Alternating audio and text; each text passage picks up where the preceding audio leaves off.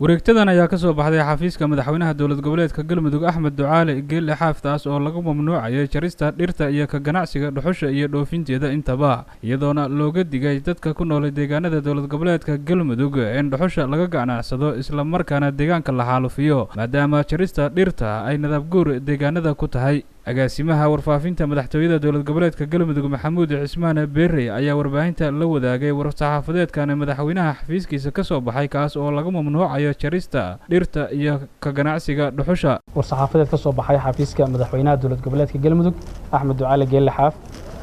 mamnuucidda xaalufinta dhirta iyo ka ganacsiga dhuxusha deegaanada dowlad goboleedka Galmudug laga bilaabo maanta oo ay taariikhdu ku beegan tahay 31 bisha 8 2018 dowlad goboleedka Galmudug waxa ay go'aan lagu mamnuucay ka soo saartay jarista xaalufinta dhirta iyo waliba ka ganacsiga dhuxusha go'aankan oo nuxurkiisu yahay joojinta jarista dhirta deegaanada dowlad goboleedka Galmudug waxaan ognahay inay jiraan dad ku howlan jarista iyo xaalufinta dhirta horseedna u ah abaaraha iyo nabad guurka ku yimaada deegaanka haddaba dowlad goboleedka Galmudug waxay digniin u diraysaa dadka ku howlan jarista dhirta iyo xaalufinta deegaanka iyada oo laga hortagayo nabad guur ku yimaada deegaanka sidaa darteed waxaan ku wargelinaynaa dadka ku howlan jarista dhirta laga bilaabo taariikhda kor ku xusan muddo usbuuc ah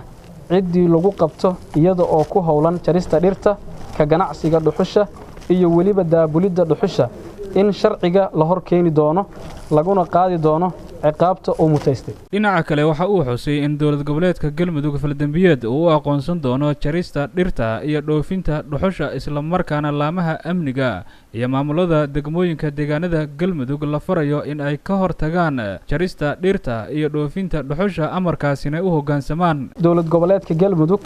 waxa ay faldambiyeed u aqoonsanaysaa jarista dhirta ka ganacsiga dhuxusha waxaana la farayaa dhammaan hay'adaha ammaanka iyo maamulada degmooyinka Galmudug inay u hoggaansamaan fulinta go'aankan